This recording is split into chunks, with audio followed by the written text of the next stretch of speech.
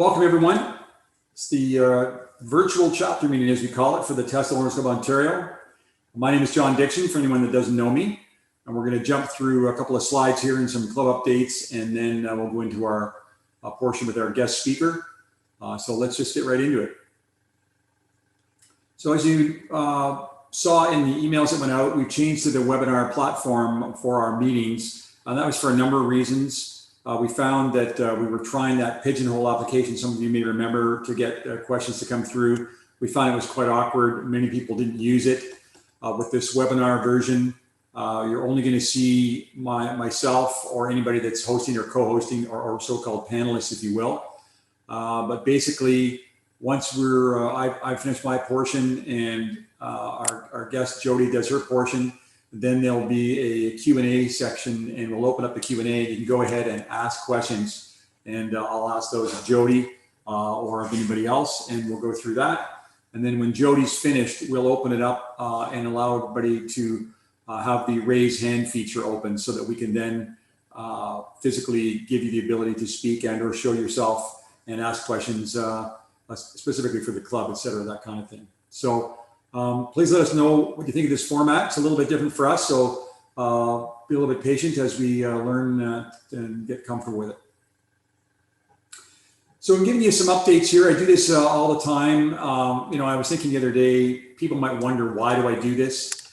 And basically, it's for a number of reasons. We're Tesla Owners Ontario, as you know, and I believe it's our role to serve as many people who are Tesla owners in Ontario and to get them to learn about the club. And I think one of the issues we have is visibility issue. A lot of people are aware that we exist, and when they do, many times they sign up. So we have had quite a big growth jump since June. As you can see, in June we had 822 dues paying members, and as of today, 852. So that's quite a jump, and we're seeing some really great feedback as to why people join. In many cases, it's from Tesla. Either Tesla, somebody at Tesla told them, or they saw one of our information cards at the service center. We also saw two people recently who said they saw our trash bins at the service center with information on there, and they signed because of that. And we also saw one really interesting person signed up because they were frequenting one of our sponsors' websites and saw a reciprocal message that they were a sponsor of Tesla Owners Ontario. And so they researched us and joined because of that. So that's certainly helping us getting some exposure in the Tesla owners world. Twitter, Facebook, and Instagram, we use those especially as platforms to grow the club and make sure people are aware of what's going on. Again, you can see pretty good growth in Twitter. This is the Facebook group that's just for our club alone. We do have the unofficial group. It's static now. We're not accepting anybody else into that. But the Facebook acts as a little bit of a forum and that kind of thing, and lots of more followers on Instagram. So if you're new to the club, you'll see lots of activity. We have a planned calendar for our 3 social media platforms, and we try to post things on a regular basis. I'm gonna thank all our sponsors. Normally up until last meeting, I always waited to the end, and then I forgot as the last slide. So I really want to thank our sponsors for contributing to the club financially and to offer, in many cases, incentives and discounts and packages and whatnot to you as members. The ones here at the top are fairly new. So we encourage you to visit the member zone of our website and to learn about some of these new sponsors. And we're going to be, where it's relevant to the members, we'll have them talking about some of their products and that type of thing. So thank all the sponsors, and also on this second page here, a pretty good representation. There's a few more still waiting in the wings. And the money that they pay, not only in conjunction with your dues, but it helps us pay for things in the club like the trash bin initiative, social events that hopefully we can get back to shortly, and other operating costs. And it gives us a surplus of money to spend as we see fit, like matching the donation for the Tree Canada campaign, things like that. I want to give you a reminder of the discount code. People forget about this. In past, we sent a code out to everybody. Frankly, a very low number of people used it. Tesla's changed their whole process, and now you have to sign up at a form that we sent to you to Tesla themselves to get sent the code. It's a one-time 20% discount on their online shop for, as it says here at the bottom, apparel and lifestyle items only. And it should have been in your welcome email if you're a new member. But I would encourage you, if you don't remember getting it or can't find it, to please email us here at marketing@teslaownersclub.ca, and we'll have that form sent to you that you have to fill out again to get Tesla to send you the code directly. We do expect it to take at least a month or more to send your code out. It's a fairly manual process, unfortunately. And one thing I want to point out, I really can't tell you why, but this is the last year that Tesla is going to be providing that discount code. And my mouse just died. So there we go. So I encourage you to you certainly use that before it goes away. Also want to remind you about our online shop. We had a flurry of activity when it was first announced. It's died off a little bit, just as a reminder. We do have the online shop. Again, you can access that through the member zone, and you're going to see changes and updates and hopefully improvements in how the member zone looks and how it functions. Basically, as we're saying here, we don't stock inventory, so you're not going to get it shipped out immediately. We wait until the end of the month, and in essence, it'll be shipped at the end of within 5 to 10 days of the following month from your order. We also expect to rotate in different items, especially as the seasons change. So we've talked about things in the fall, of course, like more fall or winter jackets, long sleeve shirts, maybe an umbrella, that kind of thing. And there's just an example of some of our items. I bought quite a few of them. I'm wearing the golf shirt right now. I will tell you that certain things fit a bit large. This is an extra large, and it's a little bit large on me. So just keep that in mind. But I believe they're a great product, and they represent the club really well. And please have a look. A little update on the trash bins. Went out yesterday and installed some trash bins at sponsors. They're pretty well at all the service centers now. Although at the bottom here, we're going to ship one up to Ottawa. There'll be one at the Ottawa, one of the Ottawa service centers anyhow. That'll be up there by the end of July. And we put them in at Shift Electric yesterday, FAF Auto Works, which is the body shop, 2 427 Auto collision locations, and Evolution, which is the service shop that can work on your cars. Basically, somebody sent me a message here. Hopefully everybody can hear me okay. Yeah.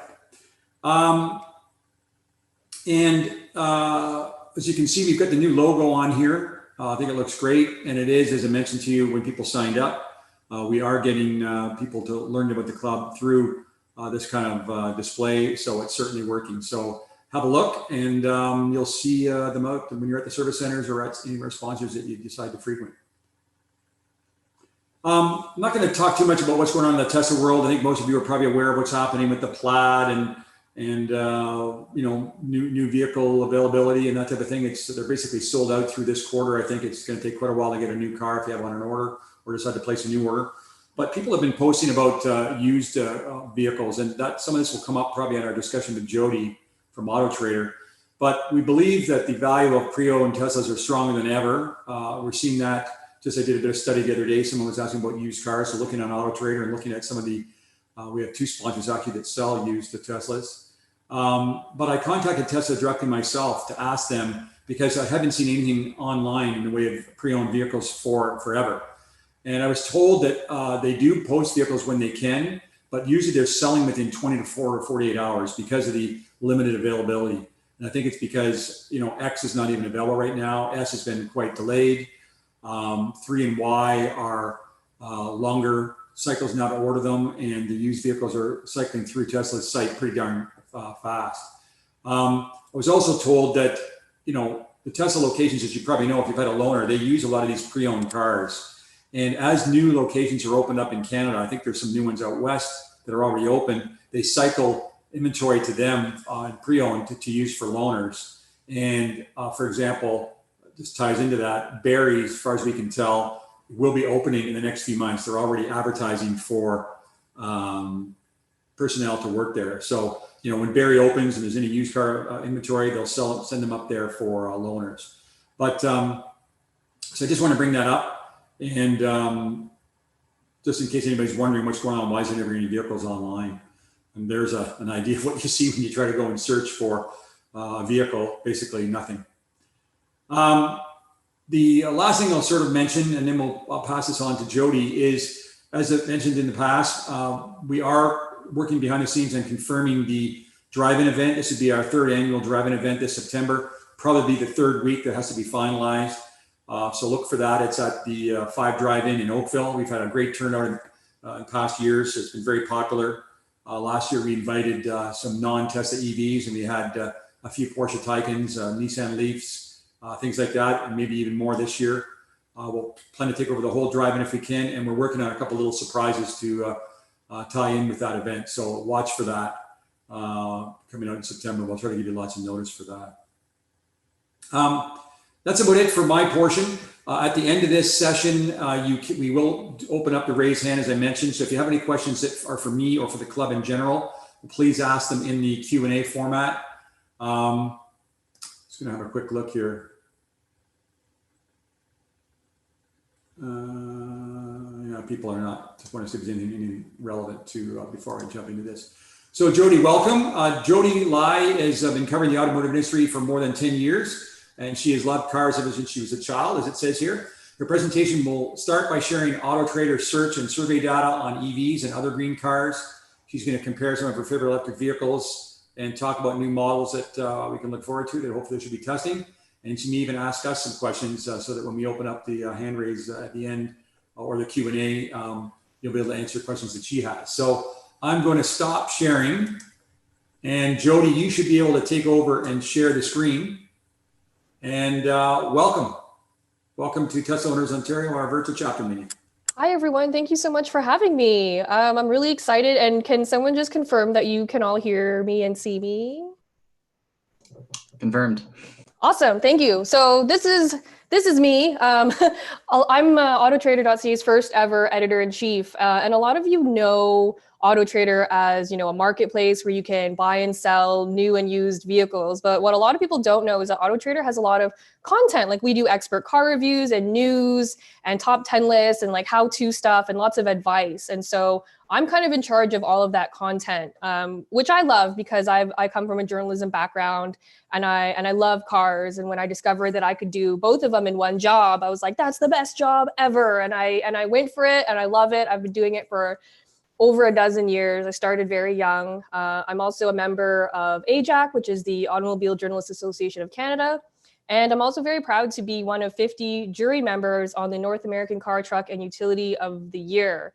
There's only 50 of us, and I feel like it's really cool for me to be on there. And so I enjoy it. So my hobbies are antiquing and thrifting. I feel like that's a really important part of how I try to commit to a more sustainable lifestyle. Like, electric cars are a big part of that as well. But I also eat fried chicken and I eat a lot of ice cream. So that's something fun about me. And this is a ridiculous photo that pops up when you Google me. I should really take it down, but I'm going to keep it up there because I think it's hilarious. So I'll start by sharing some AutoTrader results from a survey that we did about EVs. So we asked about 700 Canadian marketplace users in March. Hello. Hi, sorry. I think you need to share your screen. We don't see the presentation. Oh, just I'm sorry. Video. Yeah, so we didn't see the picture you were going to show us. Oh, I'm so sorry. No worries. That's when I clued in. Embarrassing. Okay, Perfect. Now you should be able to see it, and I'll show you that embarrassing photo because I know everyone's dying to see it. There it is.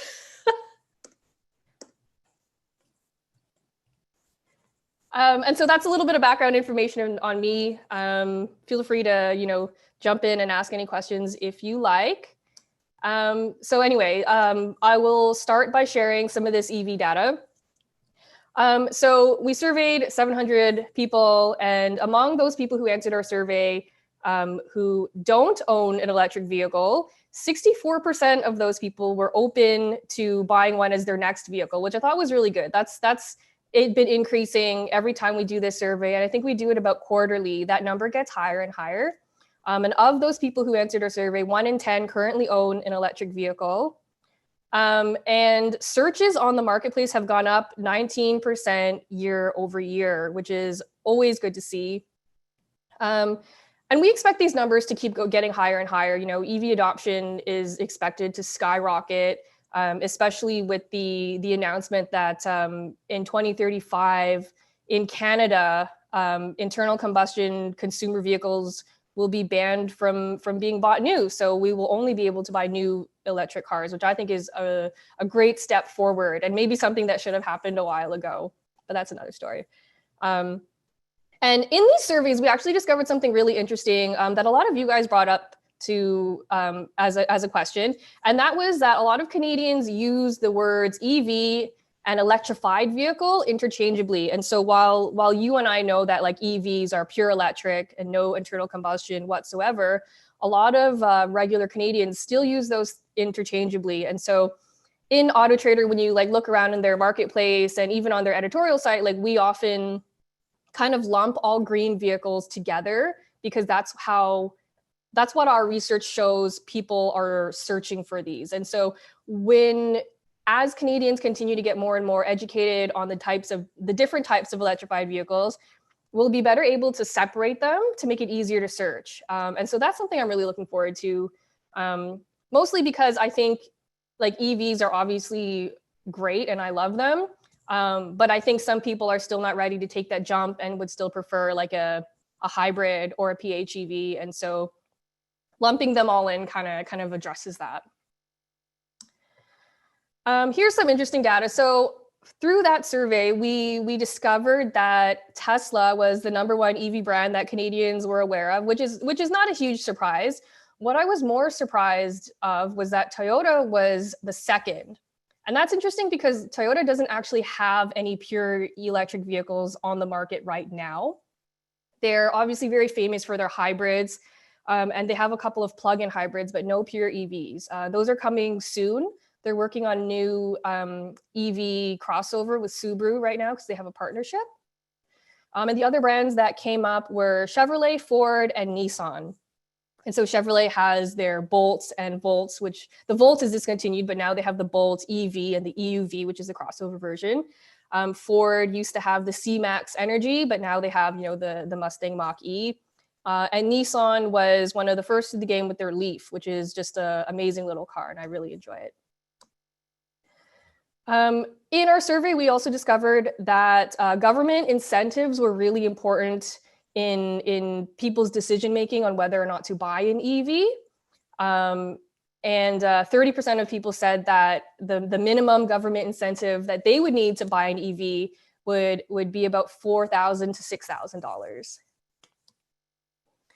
And in our survey, we discovered that a lot of people have different reasons for buying EVs. And the #1 was obviously fuel cost and efficiency. The next was because it was more environmentally friendly. It's also a lot lower maintenance, like you don't have to do oil changes or anything like that. A lot of people were looking just for advanced technology. And as you guys know, like Teslas have some of the most advanced technology in the whole automotive industry. And I think that's a big draw for a lot of people. And a lot of people just like their aesthetic appeal. Like a lot of people just think they're kind of sexy, which I think is cool because that's not the case. It wasn't the case like 10 years ago. And so we actually have a little bit of marketplace data to share. So right now, currently, there are 74% more EVs on the marketplace than there were last year, which is a huge jump. And that market share went from 2.1% last year to 4.2% of the entire marketplace on AutoTrader this year. And while that does seem really small, it's encouraging that it doubled in a year. And that's what I really like to see. And so right now, in total, there's like about 450,000 new and used vehicles on the AutoTrader marketplace. And about 20,000 of those are green cars, so EVs, PHEVs, and hybrids. And there's currently over 500 new and used Teslas on there right now as well. And so I thought it would be fun to go over some of my favorite EVs. Like I've been lucky enough to spend a little bit of time in some Teslas. I've driven a Model 3 and a Model S, and I really, really enjoyed them. But since you guys know all about that, I'm just going to go over some other ones that I thought were very interesting. One of them is the Kia Soul EV, which I really love because it's literally just a box on wheels, and being that shape means you can fit so much stuff into it. So I was really impressed by the practicality. I was really impressed by the range. It has about 450 kilometers, which by mainstream EV brands is quite on the high side. By Tesla standards, that's not a lot because Teslas have way more than that. But for the other mainstream brands, I think that's really impressive. That was like a very comfortable range for me. I took it on a big long road trip to Kingston and back, and I only had to stop once to charge, which is the photo you can see here. And it was fun because we actually bumped into another person driving the exact same car. And that person routinely drives back and forth from here to BC. And so I thought that was just really cool that somebody who travels that much still loves their EV and was a really big advocate for it. Even though it seems kind of inconvenient to a lot of people, I thought that was just really impressive. So yeah, it has a funky style, and this one starts at around $43,000. So it was plus the government incentives. I thought it was like a nice affordable pick for people that would make it easy to kind of dip your toe in the EV waters, because I know there's a lot of people who are still quite nervous about it. The second one I wanted to talk about was the Porsche Taycan.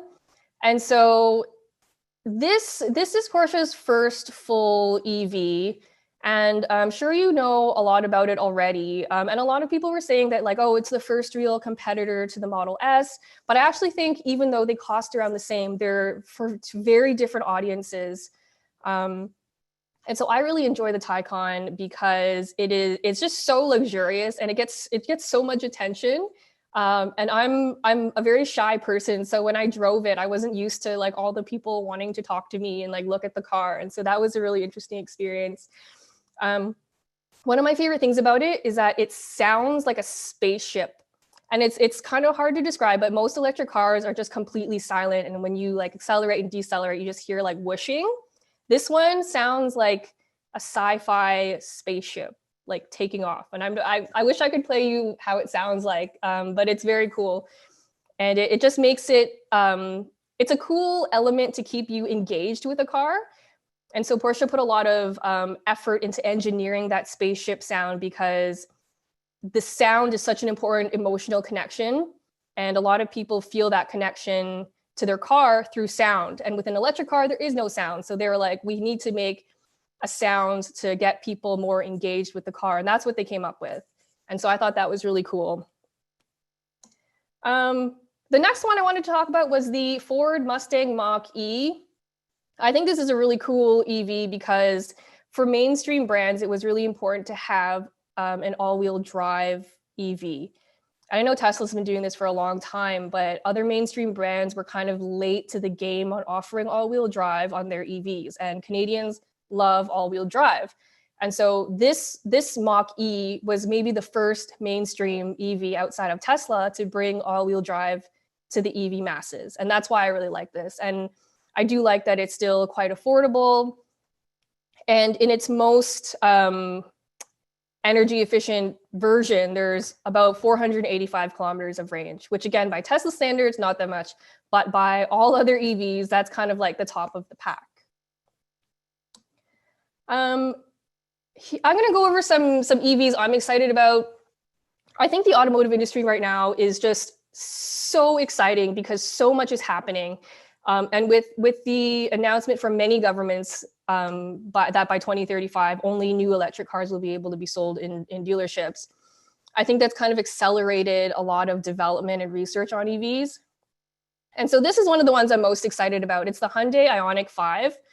And besides the fact that it just looks really cool and it has a really fun retro design, it will offer about 500 kilometers of range, which is really a lot for a non-Tesla to offer. That's kind of the top of the pack, even more than that Ford Mustang Mach-E. It will be available in rear-wheel drive and all-wheel drive. One of my favorite things is that it has 800-volt fast charging. So you can basically get from like 0 to 100% in like half an hour, maybe even less. Another cool feature it has is vehicle-to-load capability. So you could plug in, a blender, make a smoothie if you wanted to. You could use it as a backup generator. It opens up a lot of possibilities for an EV, which is really cool. And right now, there's no other vehicle that really does that. So when this EV comes to market, it'll be one of the first, and that's something to get really excited about. And this arrives this fall. So it's not some like far off future concept. It's coming very soon, and it's gives us a lot to get excited about. The next one is the Ford F-150 Lightning. And so everyone knows that the F-150 is like Canada's most popular vehicle, and it's been that way for decades. And so to offer a version of this truck that is fully electric will be massive in getting more people on board with EVs in general. And so I think it'll do a lot for adoption, and I love that. So this one will have about 370 to 483 kilometers of range, 775 pound-feet of torque. Something it does that the regular F-150 can't do is that it has a huge storage area in the front, which is the front trunk. It's bigger than the trunk in a regular sedan, and it's drainable and you can use it as a cooler. So it just opens up a lot of possibilities. This one will also have vehicle to load capability, so you can use it as a backup generator. People will be able to bring it to a job site and run like a saw off of it or something like that. So that's really cool. And there was a really big race between automakers to see who could be the first one to the market with a fully EV truck. And I think the Cybertruck really kicked a lot of these automakers in the pants, because Tesla came out with that and they said, oh my God, we're really behind and we have to try to beat them to market. And so with the F-150 Lightning, it looks like they're going to be the first ones at dealerships with a fully electric truck. The Hummer EV is probably going to be the next one, and that's also something to get excited about. And what's exciting about this is that it starts at $68,000 in Canada, which for an EV truck is a very good deal. And plus incentives, I just can't wait to see how this truck sells, because I hope a lot of people will get on board. And that kind of ends my presentation. It was a short and sweet one, but if anyone had any questions, I would love to hear them. Whether it's about AutoTrader or myself, or any of the EVs that you saw in this presentation, or any industry news in general. Great, thanks very much, Jody. So I'll start off. I think you've seen some of these questions ahead of time, but go ahead, people. There's a few questions already in the Q&A. Anything else that comes up in your mind, please throw them in there and I'll read them out. And if anything else comes as we discuss this. So we've had quite a few that are related. People is saying that, do you have any information, or they're asking, that our Teslas selling for higher price than they were purchased last year? So I more or less touched on that. That was my feeling, but do you have any data to back that up? So AutoTrader as a marketplace is more to connect people with cars. We don't actually sell cars on we connect people with dealerships and private sellers. So we don't really have that data. However, we do have data that says that used car prices in general have gone up, and that would probably apply to Teslas as well. The increase in used car prices has a lot to do with the microchip shortage that everyone's hearing about right now. It's put a bit of pressure on supply and demand. And with the pandemic, in full swing, a lot of people just aren't comfortable taking public transit anymore. So interest in car ownership in general has gone up. And so that would trickle down to Teslas as well. Okay, so this sort of ties in. This is somebody submitted this in the Q&A online here.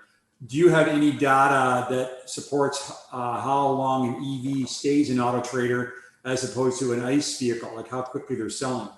That is a great question. I don't have the data for that right now, but I can definitely look into that. I think I can get that for you, but I don't have it in front of me right now. I'm sorry. Yeah, if anything like that you don't have the answer that you think you could, just send that on to me, myself or Anise, and we'll get it out to the members, maybe in our newsletter or something like that. Perfect. Yeah, that would be great. So let me just peruse, because some of these are mixed in, more general questions. Asking about, do you own an EV right now, or are you planning on purchase one in the future? So I don't own an EV right now, although I think the next time I have to purchase a car, I would definitely consider one. I've driven a lot of EVs, and there's really no downside for me. Even though I live in a condo and there's no place for me to charge, it's still pretty convenient for me to go out and find chargers. Even with my parents living out in St. Catharines, and I do a lot of driving for work and, my hobbies, and I would love to own an electric car as the next car I have. Okay, awesome. I think we might know some people that live in condos that could give you some experience there. Yeah, I was a bit worried. So as an experiment, last year in the winter, I drove a Hyundai Kona EV for 2 months. And I wanted to book it in the middle of winter because a lot of people have fears about how EVs can perform in the winter. And so I wanted to make sure I did it in the winter. And it was in the middle of a polar vortex, so it was freezing. And it was very anticlimactic because it was totally fine, not scary at all. Even with the heat on full blast, I had no problems with range and getting around. I was never scared that I would be stuck. And it's unfortunate that a lot of Canadians are still so scared of EVs. I really wish there was a way to kind of educate more people on how easy they actually are to integrate into your life. Well, that's the thing that we see. Certainly Kara Claremont with her EV center in Toronto, is helping towards that. But again, it's awareness of things like that. And what we've always said, whether it's a Tesla or any EV, the best way to sell them is to get people's behinds into the seats, whether they ride in it or drive in them. And that sort of seals the deal right off the bat, right? Yeah, so exactly. It's an education thing. And that's what we hope that we can bring to the party here, Somebody's asking here, your thoughts on the Audi e-tron 18 months after your article, claiming it was people's choice for the most trusted green car. Yeah, so that's an interesting question because the People's Choice Award, we basically had our audience vote on which cars they trusted the most. And so the Audi e-tron was an interesting choice for me. That was actually quite surprising because I've driven it and it's a great Audi, but as an EV, I thought it was quite average. Like it didn't have a lot of range. The technology was only okay. Like it didn't really break any new ground for me.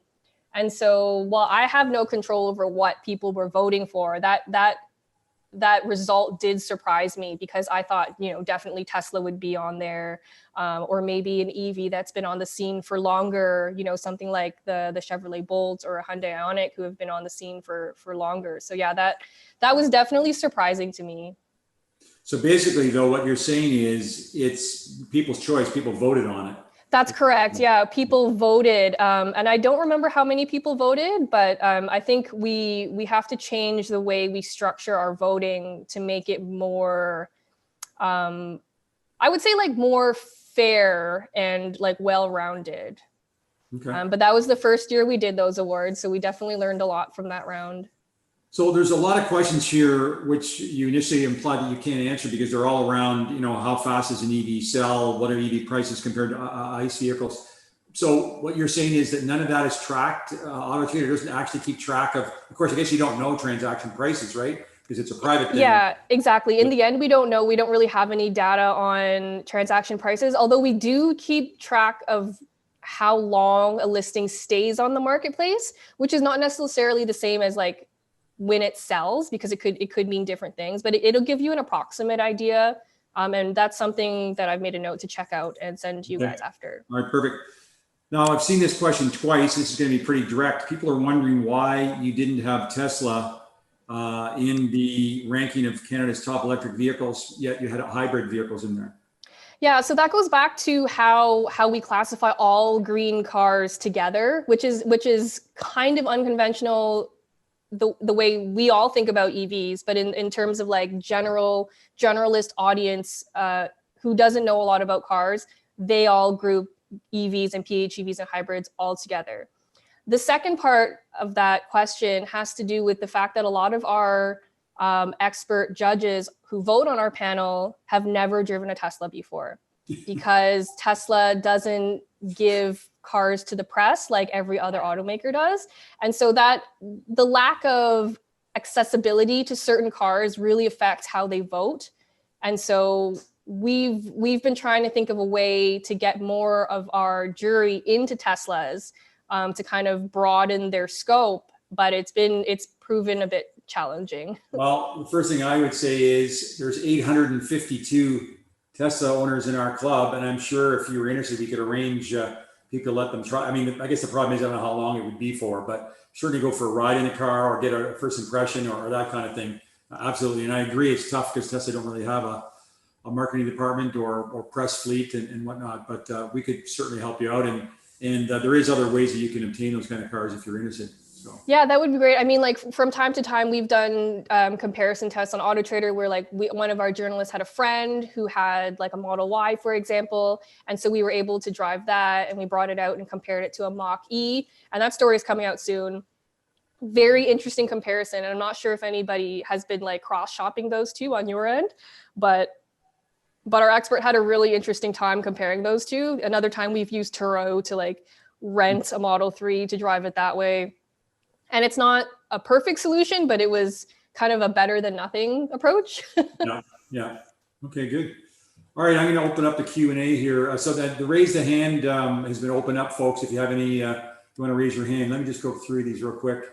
So again, somebody's asking what's the turnover for Teslas on AutoTrader. You'll try to find that out. This is an opinion question, I guess. F50 Lightning, do you think they'll have sufficient volume for demand? This person's saying that they read that the Mach-E is only doing 50,000 units per year. Demand for EVs is through the roof, especially the pickup. My concern is it looks like a publicity stunt if Ford might not meet demand.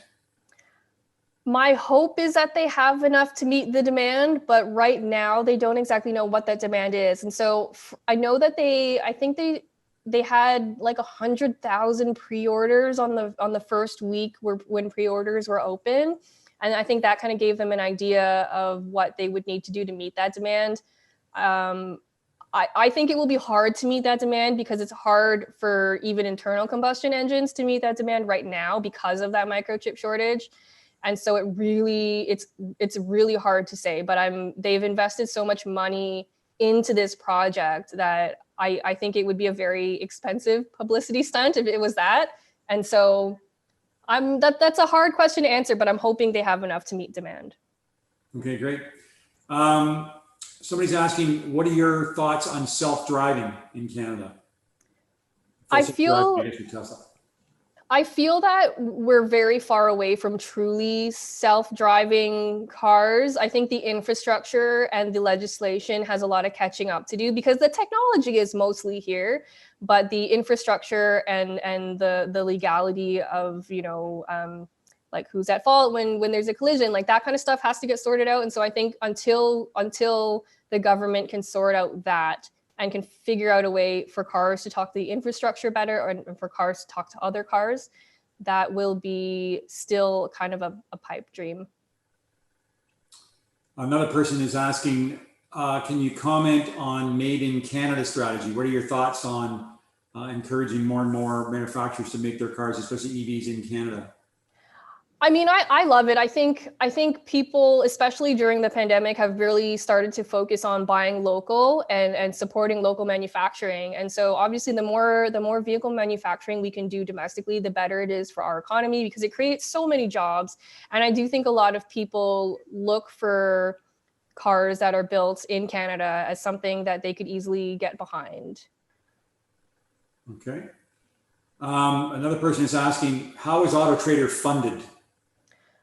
So AutoTrader is funded by mostly dealerships who pay to use the service to list their vehicles.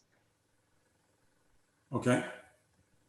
There must be some advertising though, I'd imagine, is there? There is, yeah, there is some advertising, although it's not as much as like the dealers are the main focus for AutoTrader. There is some advertising involved. And even a private seller could even advertise their post too. So, okay. I think that's all I'm seeing. Most of these others are sort of questions that would be more for us as a club to do with specific Tesla particular questions. Let me just double check here. I don't see anybody raising their hand. These were all just Q&As that came through. So I think if you want to hang around for a little bit as we go through things, some other things might come up here.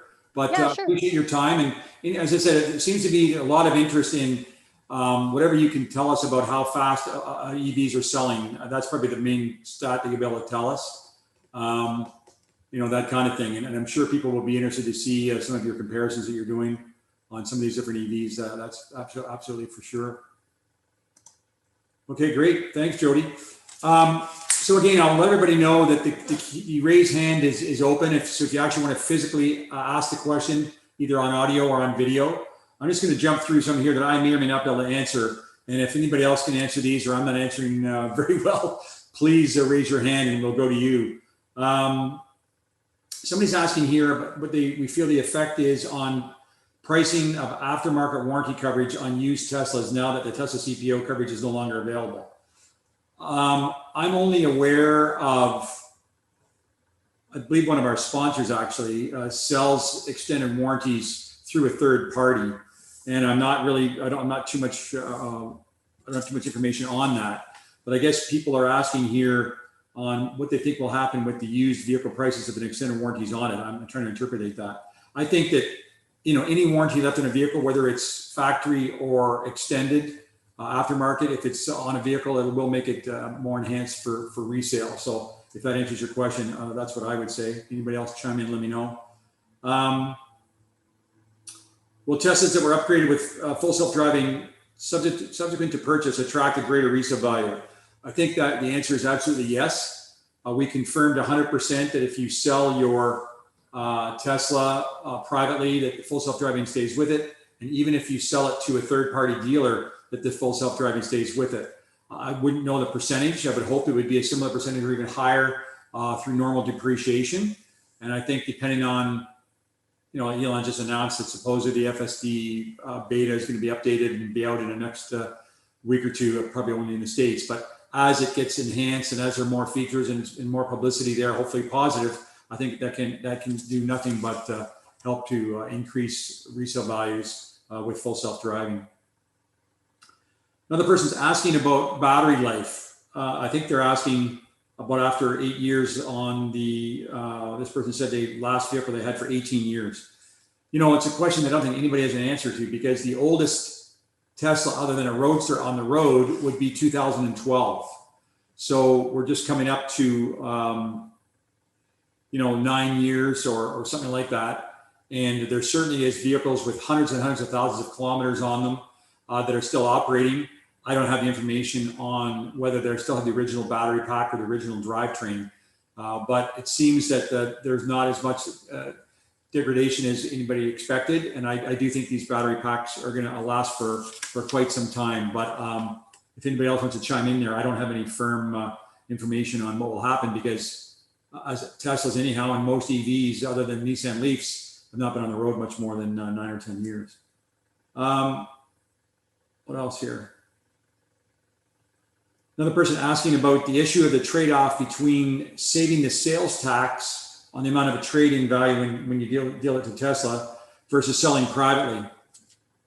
And I think, frankly, used car values are a bit of a bugaboo of mine. I'm not afraid to say that I am quite concerned that I don't think Tesla's put the strongest money in the trades in the past. And that's a firsthand experience that I've got, and many people report the same. Reason for that, I don't really know. But I basically think you've got to look at the math. And if Tesla's putting $25,000 into your car and you can sell it for $35,000, you've got to just do the math of the tax savings on the 25 versus getting the extra 10,000 in your pocket. And that's just a simple calculation. There's other things involved, the emotional aspect of having to put your car on something like AutoTrader and try to sell it and have people put a used car package on it and people look at it. It's a lot more involved than if you trade it into Tesla. But I will say, for whatever reason, Tesla doesn't seem to have the strongest numbers that they put on trades. Although yesterday I was told that they feel they are reconditioning the cars, quite substantially, much more than they didn't actually say this, but from the dollar amounts that were thrown around, I believe they are putting a lot of reconditioning into the used vehicles. And that, of course, has got to leave a margin to then resell the vehicle on top of that. That's about it from questions that came through. Let's go look at the Q&A here. Election coming up. What do you think we should do to advocate adoption of EVs in this tech? What should we be asking for from our elected officials? So I would ask anybody else to raise their hand if they want to give an opinion of that. I think, the old story of writing your MP, putting posts in your social media so that other people see what you believe in are certainly important. But, depending as we get closer to an election in the past, we have been involved with some advocacy with on rebates and pushing the government to reinstate rebates and things like that. So you never know, we might be able to get involved as a group and certainly help out there. But if anybody has any opinions on that, let me know that.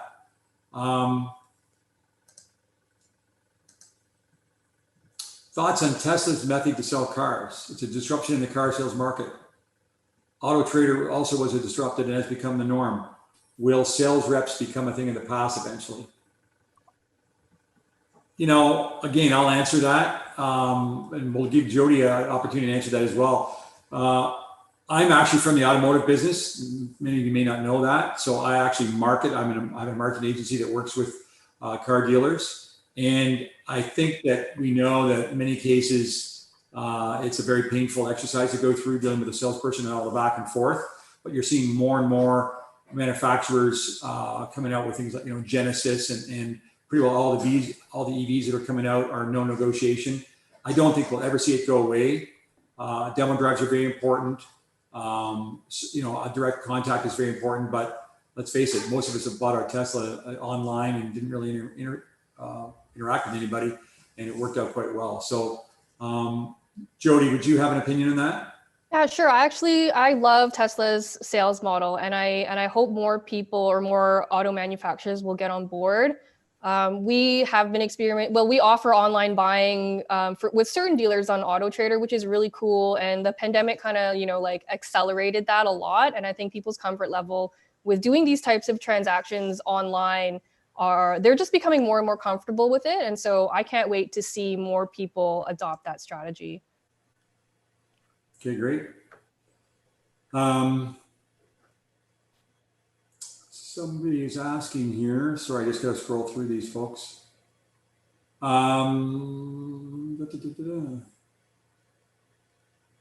Keith just told us that his 2012 Model S with 250,000 kilometers on it had its pack replaced. The batteries were good, but the BMS went. It cost $19,000 to replace it. Ouch. Hopefully that's not a common thing. Here's a question for you, Jody. What's the biggest downside in your mind to being an automotive journalist? That's a good question. I mean, like, I think I have the coolest job ever. And so I find I'm very grateful to do what I do. And I do think it's a privilege to be an automotive journalist. I think if there is a downside, it would be and this sounds like a kind of jerk thing to say, but some of the traveling can be a really big grind sometime. Like when you're on the road all the time for work, it can be very tiring to spend that much time away from your family and your home.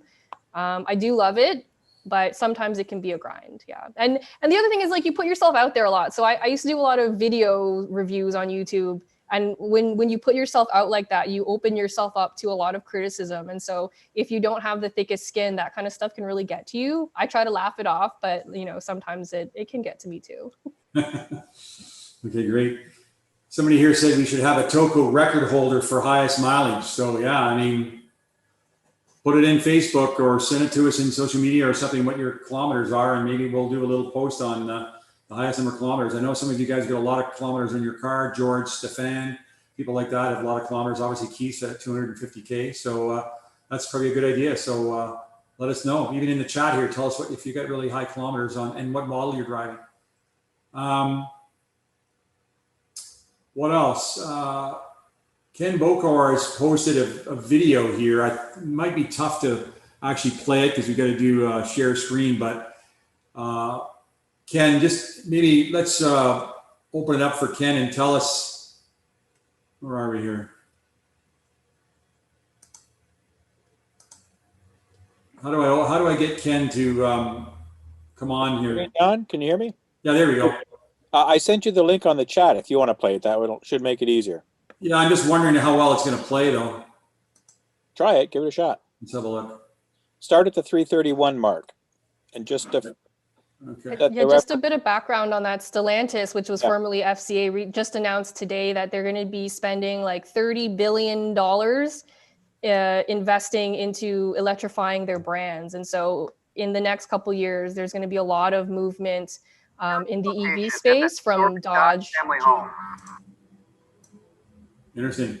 What'd you say, Ken? 331? 331, I think. And Jody, that's what this is. It's the Dodge ad that they did during that, which I thought was pretty funny. I thought it'd be good to see. Paul, do you know how to optimize this for video? move on. I'll come back to it. Okay. We'll come back to it in a second. Okay. What else we got here?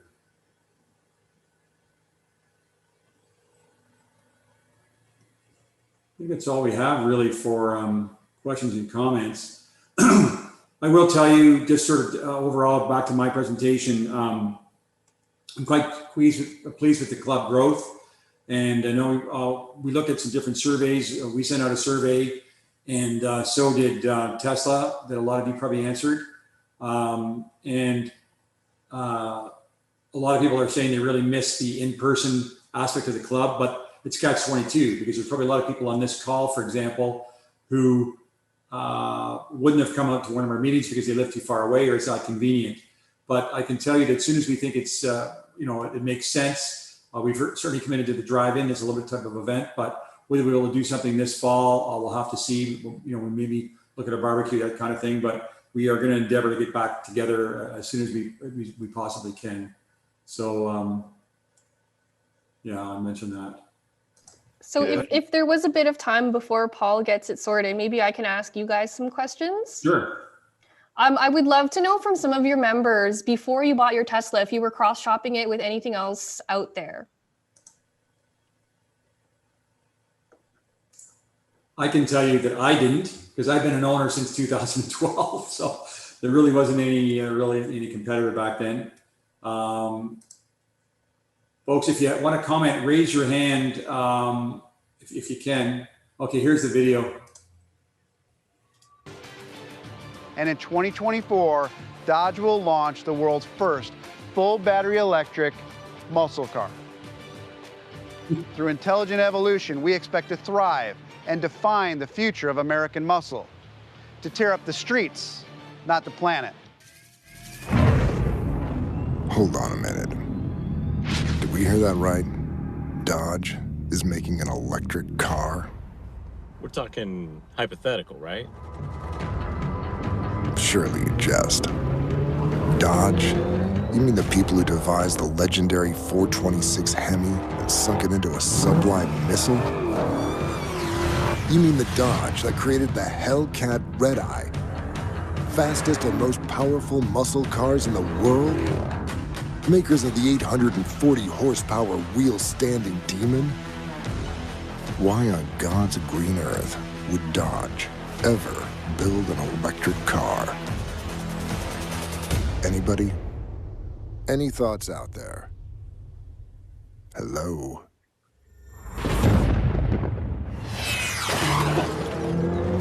Good point.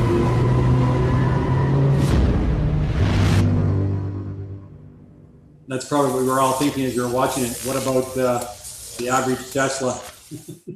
Performance Model 3 would probably beat a lot of those vehicles, and certainly the Plaid. Very interesting, but I think it's the old, if you can't beat them, join them, right?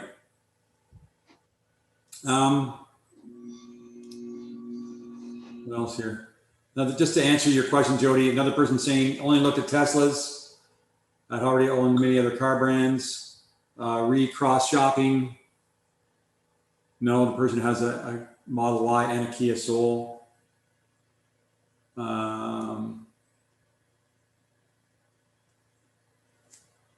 What else? Yeah, we could do a poll about that for you. So I'm not sure if the sound went through. Somebody said the sound didn't go through. But anyhow, talking about sound, I thought I'd comment here. It's interesting that I, frankly, before I had my Tesla, was quite a car guy.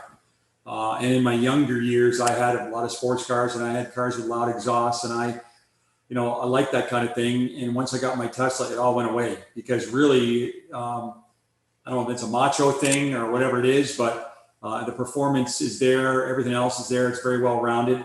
But it's interesting, Jody, when you were talking about the Taycan, because I've driven the Taycan as well. And at first, I thought it would be kind of, actually, Paul's going to throw a poll right on here right now. I thought it would be kind of hokey, but it is kind of cool. You can turn it off and on, and I think a few other companies do that. But again, we could poo-poo it, whatever, but it's a choice that you can decide whether you want to have it off or on. And I think maybe they're trying to appeal. I'd be interested to see some stats as to how many Porsche owners are buying Taycan, previous Porsche owners, or how many are new to the brand. I haven't really seen that. I think there's a lot of new people to the brand, but Porsche owners would probably tell you they like the sound of an exhaust because you can buy a sports exhaust and all that kind of thing. So maybe they felt that a sound, that was unique to that car and sounded very sporty would make some sense. Yeah, so I've spoken to the Porsche people about that, and I'm always curious to know like what's being cross-shopped. And so when I talked to them about the Taycan, they said that a lot of people who bought Taycans are previous Porsche owners, so they have other Porsches in their garages, but also that they brought a lot of Tesla intenders over as well. That's not to say people were like actually cross-shopping them, but people who were interested in Teslas also seem to be interested in Taycans. And going back to the sound, it's actually really interesting because a lot of these like more traditional automakers, sound is so important. And so for BMW, they're also putting a lot of R&D into coming out with some new EVs. And I don't know if you know who Hans Zimmer is. So Hans Zimmer, so he's a major Hollywood sound designer, and he's created a lot of the most famous movie scores that exist, like Jurassic Park and all that. You know, those really classic movie sounds. And BMW hired Hans Zimmer to design the sound for their electric car, which I think is a very cool thing. And that just shows you like how important sound is to a lot of car folks.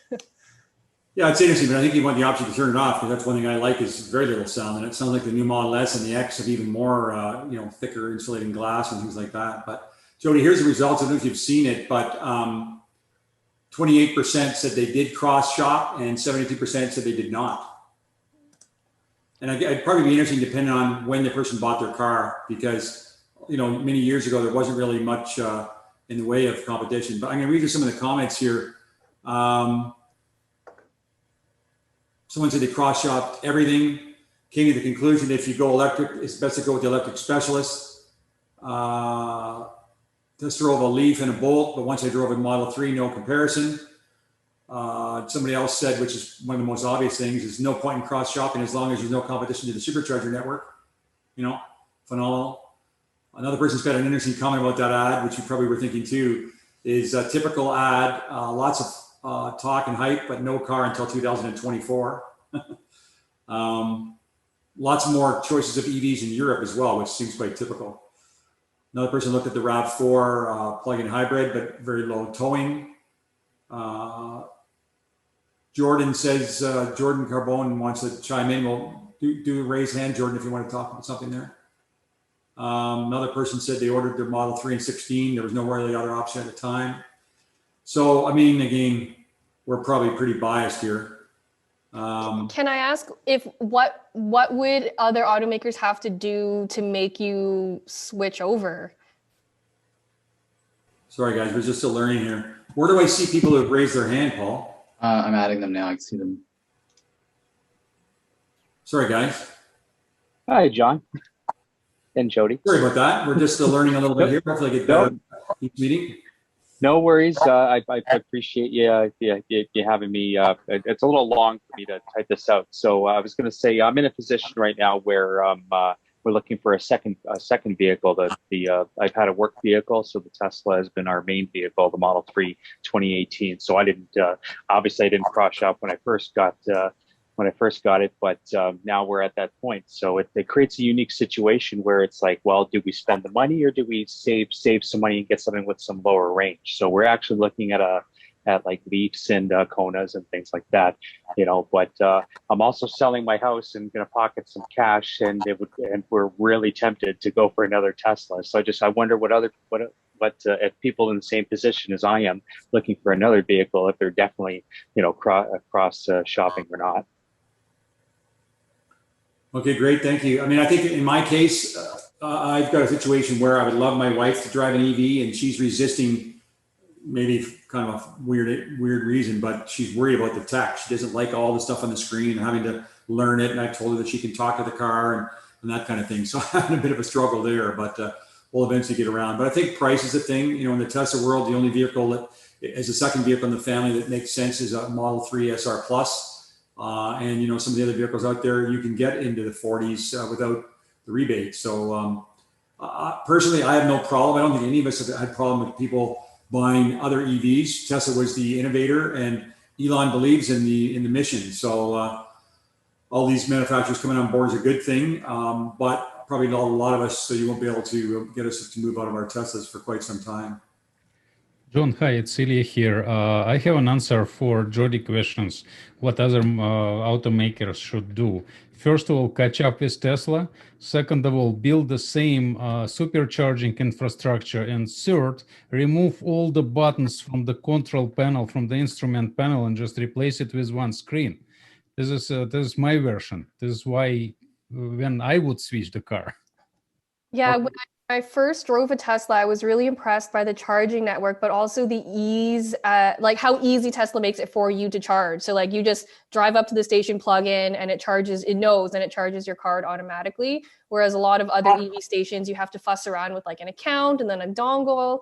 And then, you know, it just made it really complicated. And so I think you're right that a lot of other automakers have to make that charging process way easier because it can be very, very annoying the way it is right now. And another answer to your question, you live in the Conda, and this could be useful for all EV, like for all Tesla owners who lives in Conda. Don't spend $5,000 or $8,000 on the charging station at your parking spot. Download free PlugShare app and have a look on the map. You will be surprised how many charging stations you have around. Like I lived at the Young and Eglinton area, so I checked, there were like 3 or 4 parking around me with the free charging. So I rented out my parking spot. I rented another parking spot and I had free charging. And even like night and weekend program available at these parking stations. When you don't have electrical vehicle, you only see obstacles. When you have electrical vehicle, you see opportunities. Yeah, good point.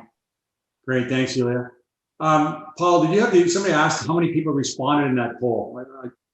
Do you still have that available or no? Yeah, there was 58 responses.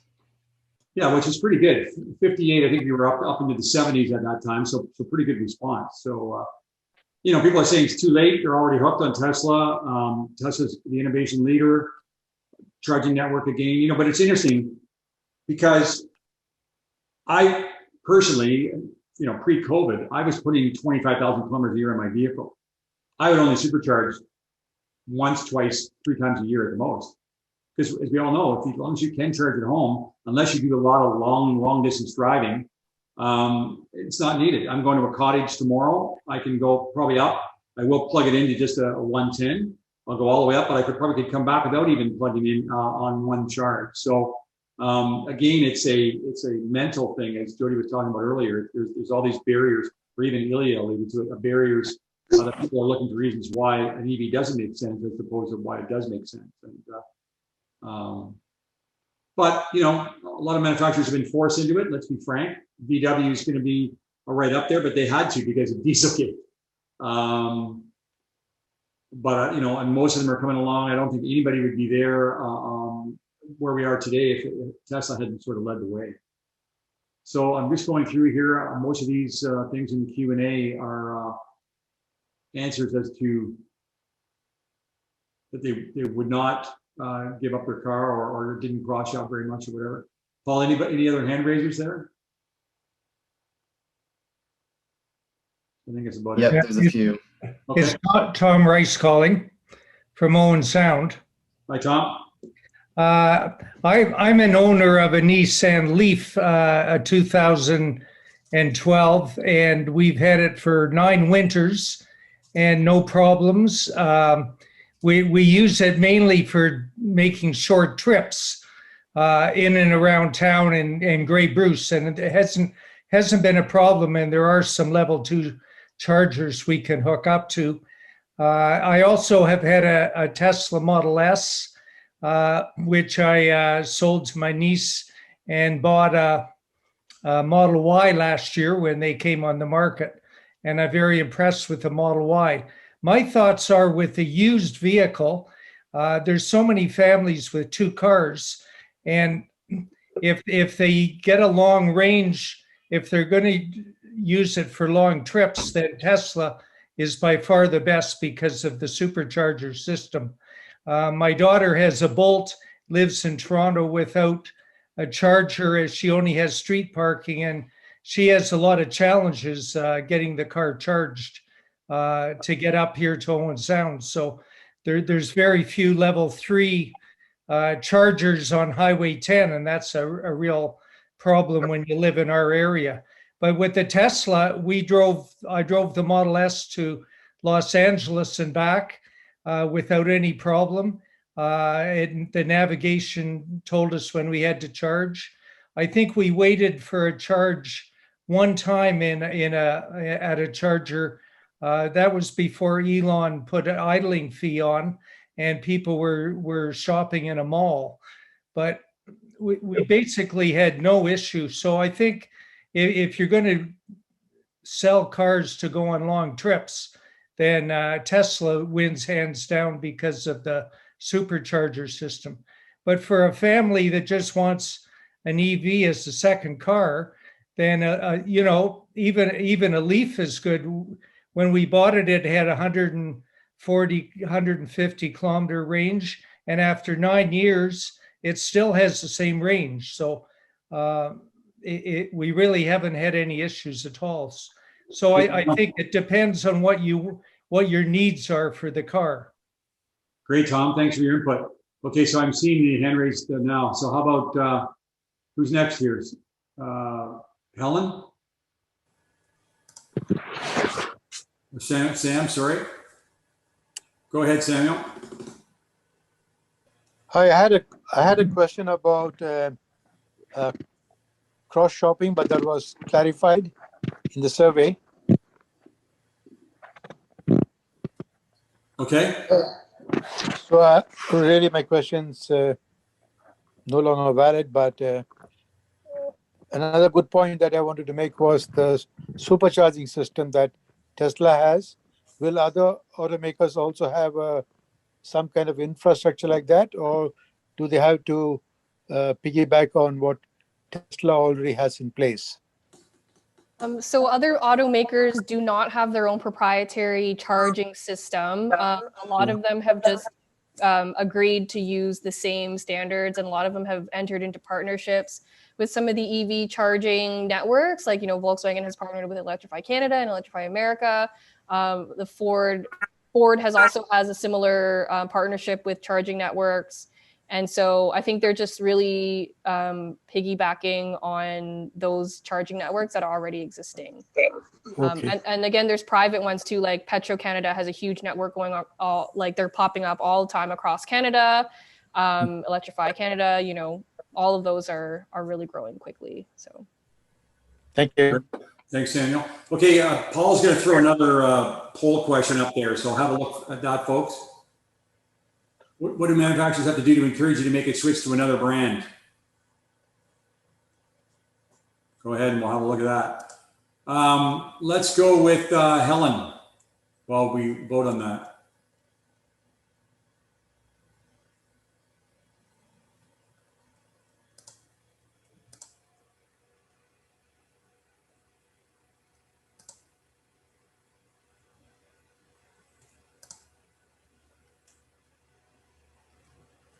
Paul, how do I unmute Helen here? You can't. I've asked her to unmute. I've clicked ask to unmute. Okay. Helen, are you there? Helen Wanless? No? Okay, let's jump to the next one. Keith Beckley, the 250,000 kilometer guy.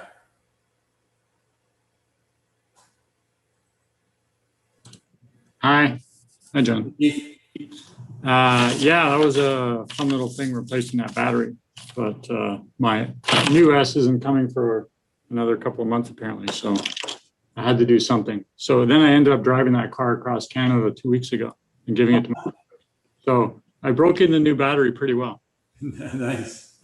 So for me to move from Tesla, it would be more of a case of Tesla having to regress or slip. I give the other manufacturers zero credit for EV movement. It's completely pressure from Tesla, and everybody's just a follower at this point. Now they may catch up, but the other thing I would say is cars from today and going forward are going to be more defined, to be honest, by their software.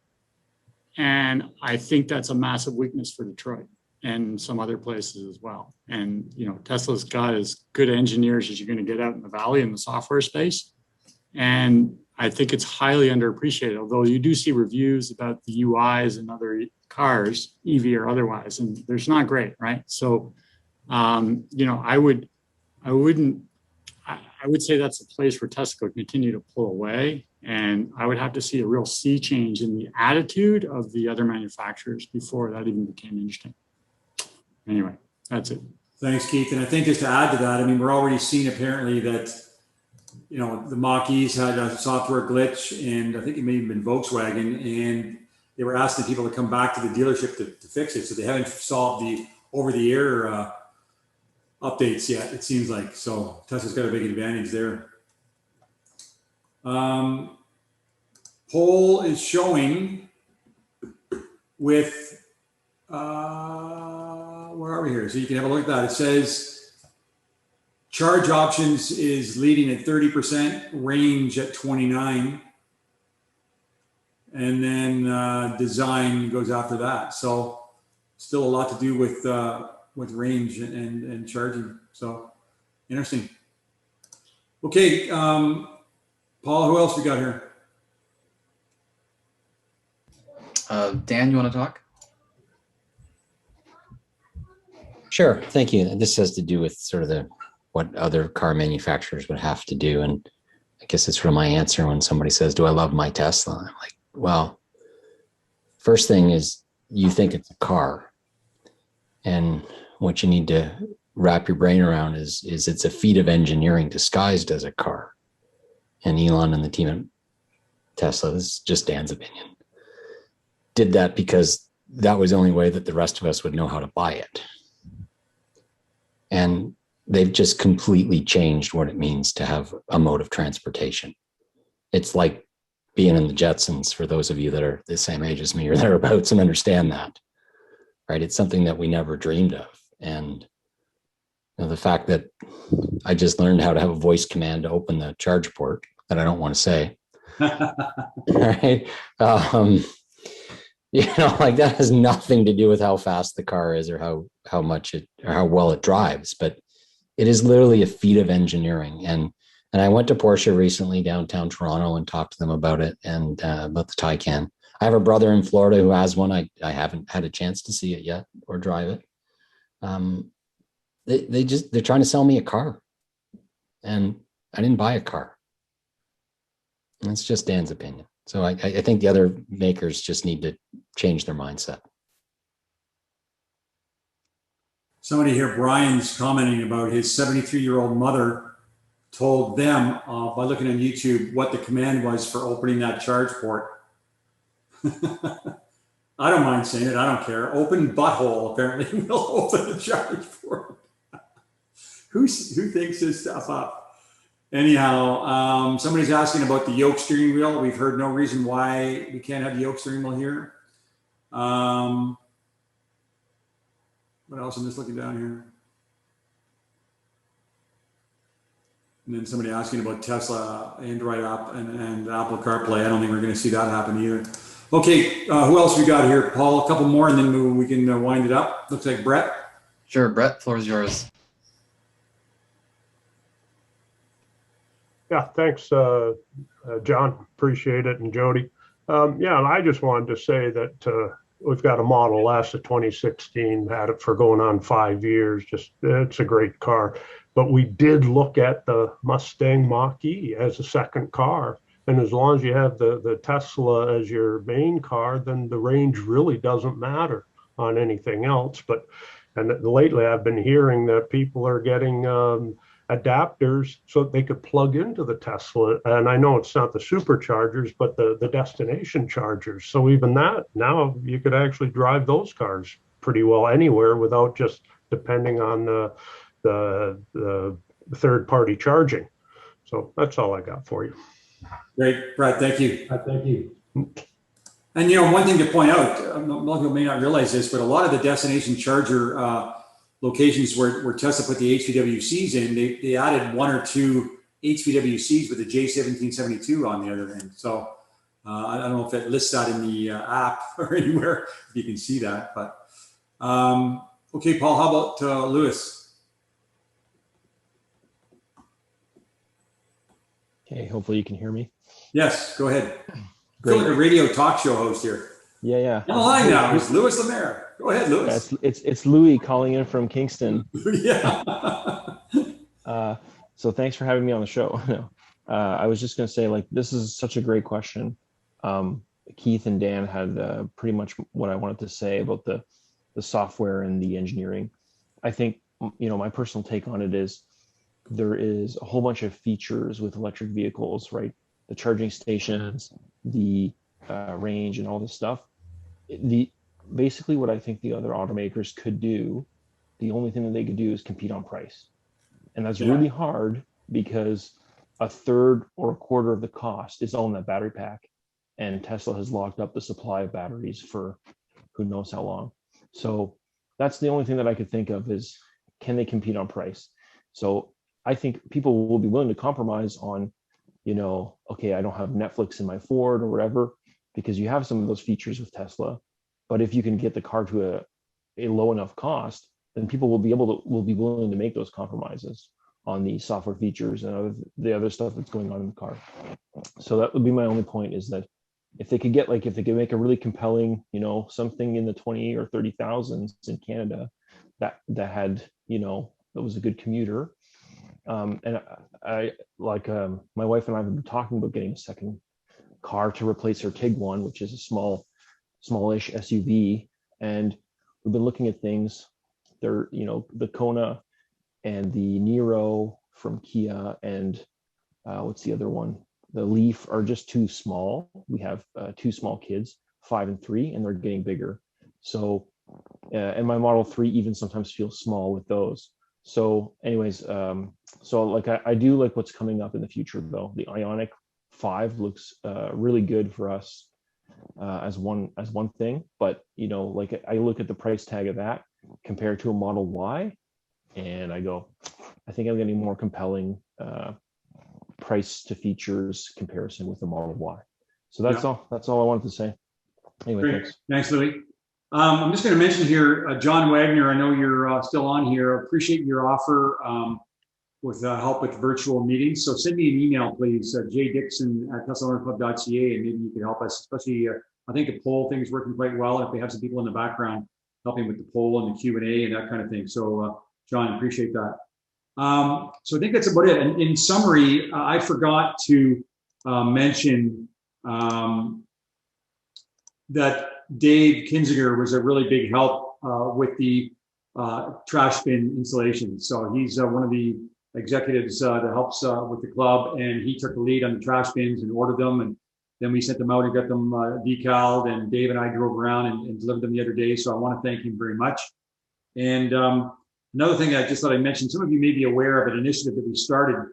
We've only got one in with the trash bins at Superchargers, and the only one that's there is in Grimsby. And the reason is it's quite a challenge. Tesla has passed off the responsibility of talking to somebody in the States on the Supercharger team to work with them on getting trash bins at Superchargers. And the biggest challenge is you have to identify where you want it to go. Then you have to contact the landlord and make sure the landlord agrees to it, because Tesla will not allow the bin on their actual footprint. It has to be just outside the footprint. So for example, many of you'll know Superchargers where there's like a sidewalk behind the post where the charger is probably from just past the sidewalk and out is the landlord's responsibility. So that's where the bin has to go, and you have to also have them agree to empty it. But unfortunately, the person they pass it on to me, we corresponded back and forth and kind of dropped the ball and not getting back to me. But it is on the radar to try to get some more at Superchargers, because I think that would make a lot of sense. So we'll certainly keep on tackling that. But that's about everything I've got. Jody, I want to thank you again very much for coming on. Anything that you can find out for us to send that we can, Anissa can put into the newsletter in the way of stats and how fast EVs are selling, or anything else that's sort of there in the EV realm would be great. And other than that, I think appreciate everybody coming on tonight. And I think the webinar worked really well. We'll probably stick to this, just hopefully we can get smoother as time goes on. And watch for the recording. It's a lot of work behind the scenes. Paul Fletcher, who you heard me talking to, does all the editing and everything behind the scenes. And there's a lot of work. We're all volunteers, but we will eventually get these meetings up on the member zones. You'll be able to watch them, and the people that will convey that in their newsletters and in our emails, that they're there for people to see who weren't able to come on the meetings live. So let me just double check here. I see a couple more before we leave. There was 46, now there's 49 comments. I just want to see if there's anybody else here. I think that's about it. Someone said they stopped at Yorkdale Mall on the way to Waterloo from Toronto and went to the store, talked to a vehicle, took them on Lexford Drive, and ended up buying out of inventory. So that certainly worked. Someone says make a Dodge Viper EV and he'd be all over it. And that's about it. So, well, there's your email, John. Thank you very much. So that's it, folks. That's all I can say. Good night. Hopefully I got a new camera, so hopefully I looked a little bit better, not washed out. Again, thanks very much, Jody. And we'll talk to you next month. We've got another interesting speaker next month, and we'll talk to you all in August, and look forward to seeing you hopefully in September at the drive-in. Night, everybody.